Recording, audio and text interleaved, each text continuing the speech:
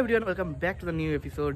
কেমন আছে তোমরা? আশা করি তোমরা সকলে ভালো আছো। আমরা চলে এসেছি কাশিয়াড়া ত্রিবেণী পার্ক, যেটা অবস্থিত হচ্ছে কাশিয়াড়া দুধকুমড়া দাসপুর, পশ্চিম মেদিনীপুরে। আর চলো পার্কের ভেতরে যাই আর গিয়ে দেখি পার্কটা কেমন। আর আজকে এখানে আমি একা আসিনি, আমার সঙ্গে আরো দুজন এসেছে, চলো তাদের সঙ্গে তোমাকে মিট আপ করা।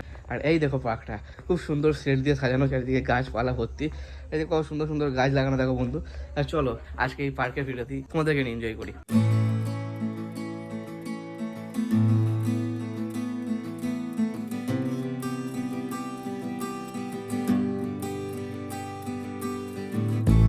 আর সত্যি কথা বলতে ফ্রেন্ডস, পার্কটা খুব সুন্দর করে সাজানো। দেখতে পাচ্ছি চারিদিকে নতুন নতুন গাছ লাগানো হচ্ছে, এখন শীতকাল চালু হয়ে গেছে।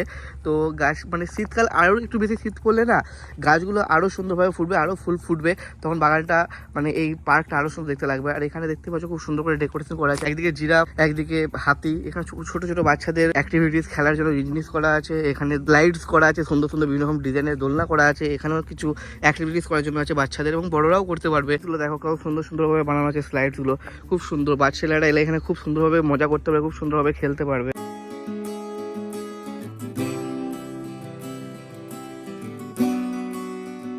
দেখো বন্ধু, এটা এরই মধ্যে আর একটা পার্ট যেখানে শুধুমাত্র গাছ লাগানো আছে, আর তুমি মাঝখান থেকে হেঁটে যেতে পারবে। চারিদিকে শুধু গাছ আর গাছ দেখতেই পাচ্ছ, খুব সুন্দর মানে গ্রিনারি পরিবেশ একটা।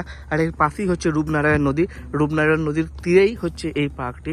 খুব সুন্দর একটা পার্ক দেখতেই পাচ্ছ, আমার তো খুব সুন্দর লাগছে। তোমাদের কেমন লাগছে তোমরা কমেন্টে জানাও। আর আমার সঙ্গে যারা এসছে, এই যে ম্যাডামরা এখানেই আছে, ঠিক আছে? ম্যাডামের মুখ দেখার দরকার নেই। এদের সেখানে হরিণ দৌড়ে বেড়াচ্ছে, যদি এগুলো জ্যান্ত নয়, এগুলো মরাও নয়, দৌড়েও বেড়ায়নি ওটা। হরিণগুলো আছে, বাস দৌড়ানোর অ্যাক্টিং করে আছে। ওরা দৌড়াবো বলে রেডি হয়ে আছে, জাস্ট তীর ছোড়ার অপেক্ষা, তীর চুললেই দৌড়াবে।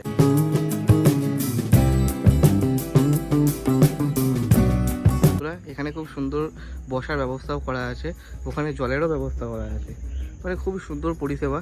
আর এই পার্কের মাঝখানেতে মানে ঝিল টাইপের করা আছে, মানে পুকুর বলতে পারো, যেখানেতে তোমরা বোটের আনন্দও নিতে পারো। আমরা বোটের টিকিটও কেটেছি।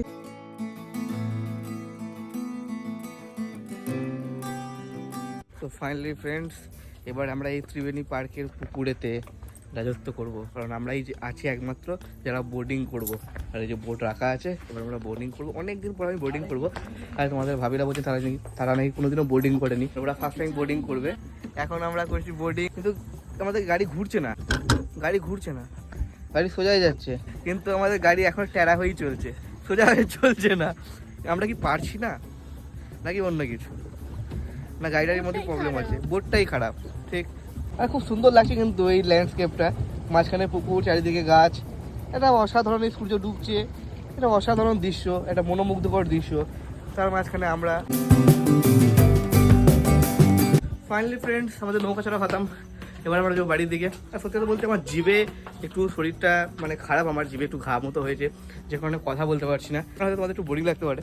তো জানি না কেমন ব্লগটা হচ্ছে, কেমন হচ্ছে অবশ্যই কমেন্টে জানিও। খারাপ হলেও বলবে, ভালো হলেও বলবে। ওরা এখন দোলনায় চড়বে, তো চলো যাই আর দেখি, তারপর দোলনায় চড়ে আমরা বাড়ি থেকে চলে যাবো।